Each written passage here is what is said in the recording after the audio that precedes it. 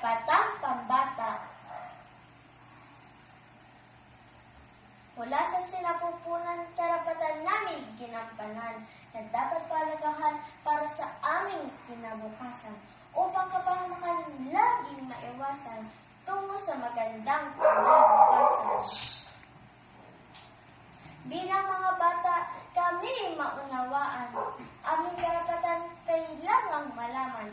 Kakayahan namin dapat tularan.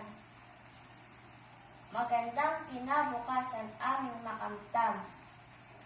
Sa bawat karapatan ay may pananagutan. Sa tulad kong bata, ako'y pahalagahan.